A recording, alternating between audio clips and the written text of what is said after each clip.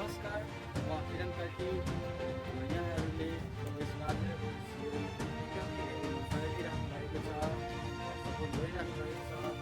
यसै साथ सपोर्टको साथ आज हामी 26औं भागमा उपस्थित भइसकेका छौँ र यहाँहरूले अहिलेसम्म पनि यस च्यानललाई सब्सक्राइब गर्नुभएको छ भने प्लिज एक सब्सक्राइब गरेर यस भिडियोलाई एक लाइक गरिदिनु होला र भिडियो कस्तो लाग्दैछ तपाईँहरूलाई, यो 26 भाग चाहिँ कस्तो लाग्यो र लास्टसम्म हेरेर साथ दिनु होला। यति भन्दै यस भिडियो सुरु गर्न चाहन्छु।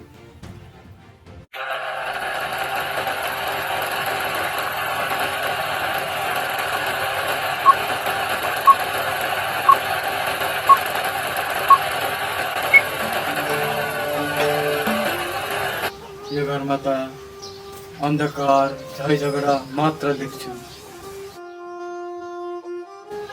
यो घरमा कसैको गरा मिलेको छैन। एकले अर्कालाई मार्न भन्ने थर्काउने यस्तै भइरहेको छ। सुन बालिका, मैले बिहानै उठेर यो बोटी लाउनु, अबको 3 दिनभित्रमा तेरो छोरो घरमा आइपुग्छ।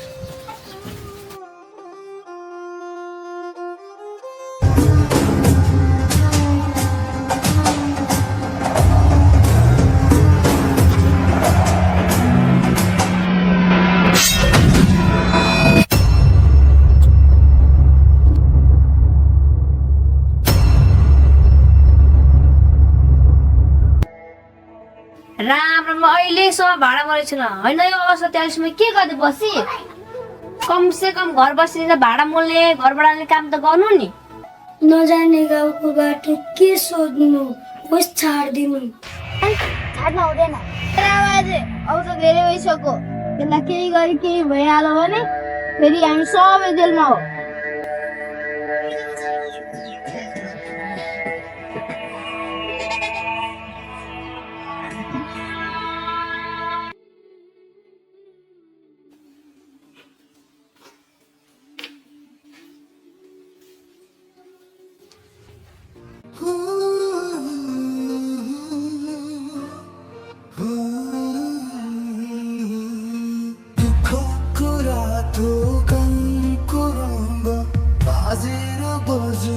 जीवनमा सङ्ग्राम जातिको दुःखले भरियो गाउँको घरमा, हृदयमा सजायो बाजेर बजु दुःखको कथा, जात र पीडाको रागमा भरियो दुःख र सङ्ग्राम जीवनको लेखा। यो कहानीले भर्यो पीडा र राग, बाजेर बजु दुःखको कथा, जात र पीडाको रागमा भरियो दुःख र सङ्ग्राम जीवनको लेखा। यो कहानीले भर्यो पीडा र राग।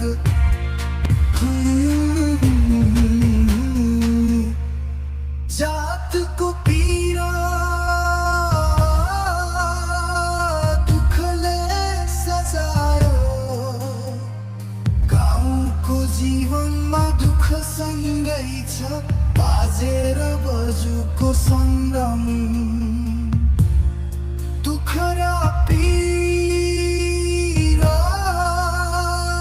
रागमा सजायो, जातको पीडा दुःखले सजायो, गाउँको जीवनमा दुःख सँगै छ बाजेर बजु दुःखको कथा, जात र पीडाको रागमा भरियो दुःख र सङ्ग्राम जीवनको लेखा।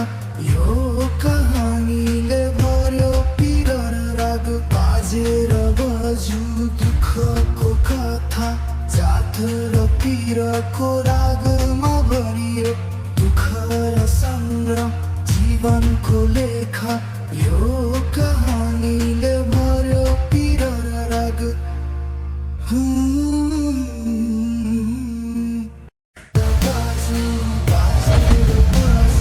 गाउँको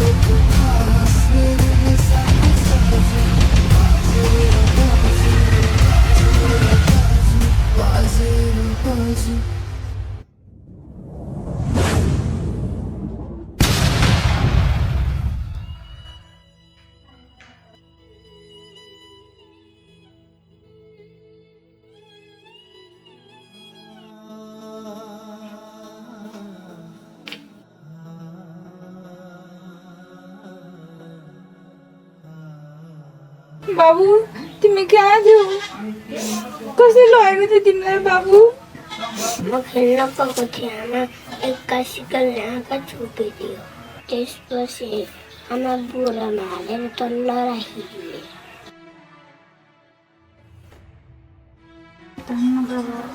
सही समयमा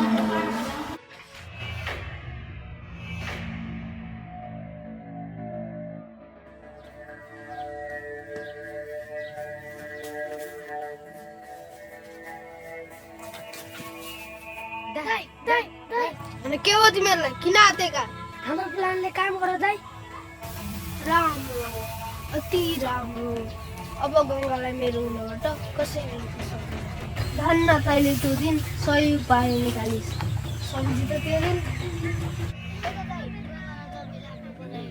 कैया जुनीमा गङ्गालाई महेशदानी आफ्नो बनाउने सपना मात्र होला जस्तो छ चुप गङ्गालाई त म आफ्नो बनाएर छोड्छु त्यो पनि यही जुनी बनाउनु त हुन्थ्यो होला नि त के गर्नु गङ्गाले तपाईँलाई देख्नै सक्दिन त्यही माथि अहिले सुमाले हिरो पल्टेको दाइ मसँग एउटा खतरा उपाय छ त्यो उपाय गर भने गङ्गा तपाईँको हुनबाट कसैले रोक्न सक्दैन के हो त्यो उपाय मैले एउटा खतरा बाबालाई चिनेको छु जसले चुड्की बजाउने बित्तिकै परिवर्तन गर्न सक्छ अनि जस्तो मान्छेलाई पनि टुना मुना मोहनी लगाउन सक्छ कुरा अहिलेको समयमा नि कसैले रूप धारण गर्न सक्छ यत्रो भइसक्यो अब त ठुलो मान्छे जस्तो कुरा गर बच्चा कथा सुना जस्तो गर्छ अहिलेको जमानामा पनि कोही बाबाहरूको विश्वास गर्छ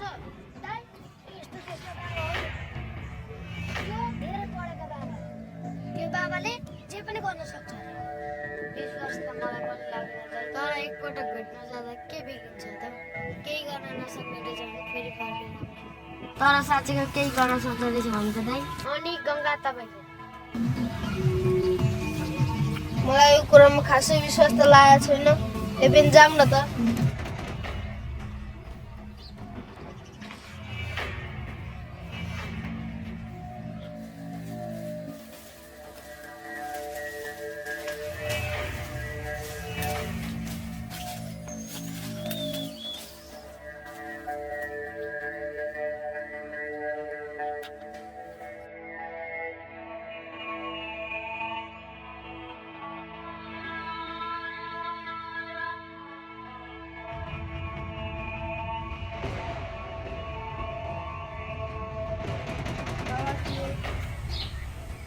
बस मलाई सब थाहा छ तिमीहरूले एउटा केटीलाई मोहनी लगाउनु पर्यो भनेर आएका हो तर तिमीहरूले मलाई विश्वास गरेका छैनौ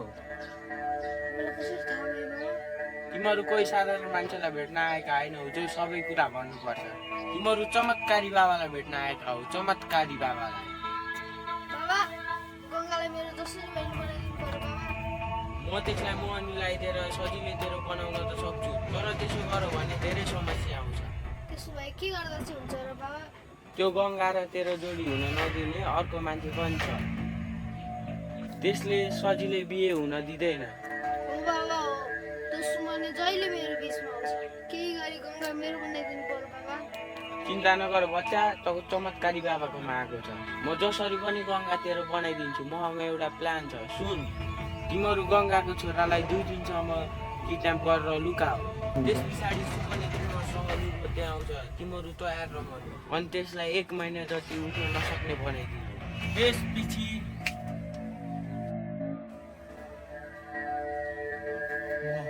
यो रूप धारण गरेर गङ्गाको घर जान्छु त्यसपछि तिमीहरू त गङ्गाको छोरालाई छोडिदिनु अनि म प्रति त्यसलाई विश्वास हुन्छ र त्यो मैले दिएको बुद्धि त्यसले सधैँ लगाइराख्छ अनि त मैले जे भन्नु त्यही हुन्छ अब हाम्रो प्लान सफल हुने बेला आएको छ अनि गङ्गा मेरो तर दाइ समस्यामा चाहिँ पनि टरिसकेको छैन किन सानो कुरा भइसक्यो दाइ तर तपाईँको बुवालाई कसरी मनाउनुहुन्छ अनि त्यो गङ्गाको छुच्ची सासूलाई त्यो बुढीको त चिन्तै नगर एउटा भिडियो फालिदियो भने कुकुरले हड्डी खाएर पिसी लगाए जस्तो त्यसले जे भन्न त्यही मान्छे र यो कुरा बुवालाई त जसरी भए मनाउनु पर्छ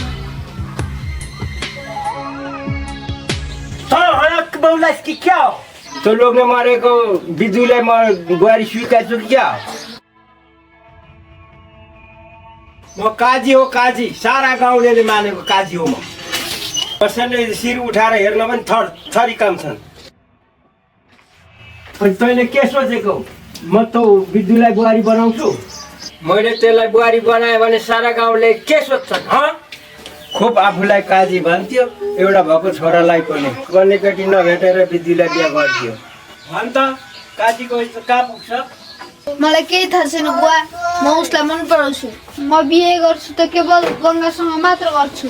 यत्रो काजीको छोरो भएर नि मन परेको केटीसँग बिहे गर्न पाइनँ भने के काजीको छोरो? भन यो कस्तो खालको केटो हो? बरु त्यो भन्दा त राम्री पल्लो गाउँको मुखियाको छोरी म माग्छु। कति सुशील, कति राम्री, त्योसँग बिहा गरी भने स्वयं लक्ष्मी आए जस्तो घरै उज्यालो हुन्छ। मलाई अरू कोही चाहिँदैन। म बिहे गर्छु त सिर्फ गङ्गासँग मात्र गर्छु। तपाईँ काजी नै हो भने मेरो बिहे गङ्गासँग गराइदिनु, नत्र तपाईँ के काजी? महेश! तेरो बुवासँग बोल्ने तरिका यही हो? मैले सानोदेखि आमाको माया पनि पाइनँ। मैले अहिलेसम्म तपाईँसँग केही मागेको थिइनँ। यत्रो भएर एउटा केटी मन पर्यो भन्दा पनि तपाईँहरूले जोडी बाँध्न सक्नुहुन्न। हत्तेरिका, यो फेरि सुरु भयो। यो सुन छोरा, यो पल्ला गाउँको मुखियाको छोरीको फोटो हो। ल हेर त कति राम्री छ। यो केटीसँग तेरो जोडी कति राम्रो देखिन्छ, सम्झी त?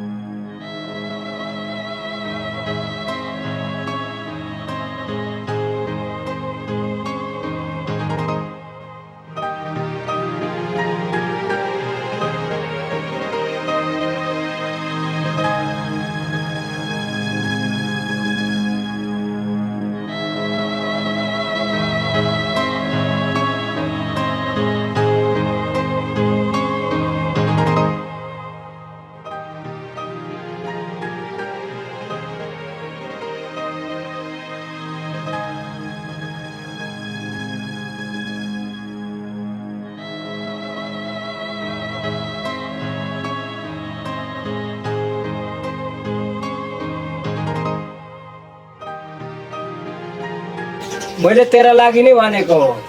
सोध त काजीको छोरो मुखियाको ज्वाइँ, तेरो इज्जत कहाँ पुग्छ? तर बुवा मलाई गङ्गा नै मनपर्छ। गङ्गाको र मेरो जोडी कति राम्रो देखिन्छ।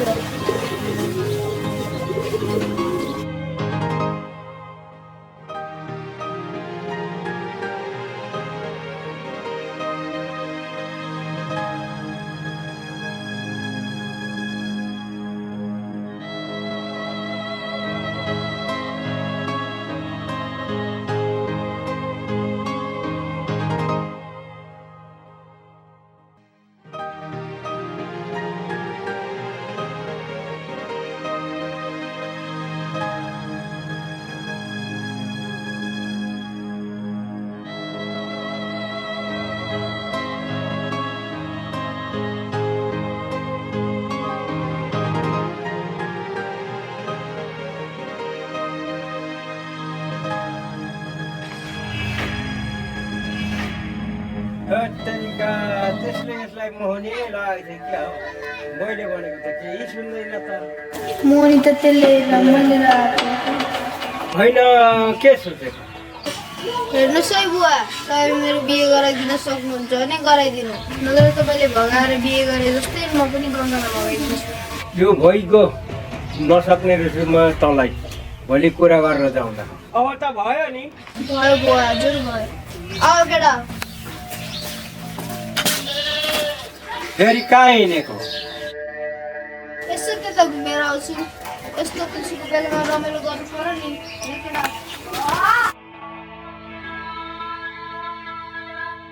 यिनीहरूलाई नसकिने रहेछ।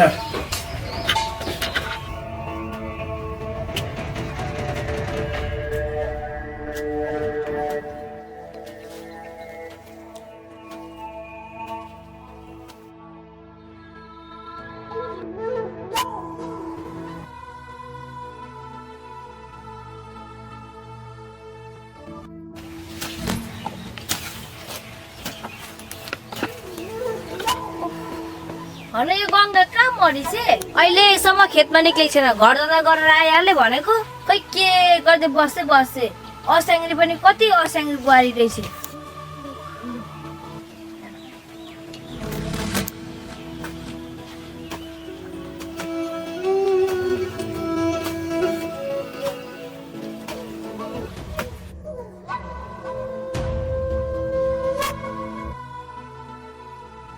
अनि तँलाई घर जान सक्ने बित्तिकै आइहाल भनेको होइन पुरै दिन घरमा फालेर यत्रो मकमाइकन खान सक्छु कहिलेको दिनमा त छिटो चाँडो गर्न जानेको छैन सरासरी घरको काम गरेर आइहालेको आमा कति धेरै हुन्छ घरको काम केही देखिँदैन लु बो धेरै नसिका मैले धेरै रहेछु घर जाँदा अलिक छिटो हात चलाउनु पर्छ असाङ्ग्रो गरेर हुन्छ लु भइगयो आज सबै मकै खान सक्नुपर्छ भोलि भरे दिएको पनि खेतालो भनेका छन् हस् आमा हस मात्र होइन सुई खन असाङ्ग्रो गरेर फेरि नसक्लिस् म घर पुगेर आउँछु सुई खन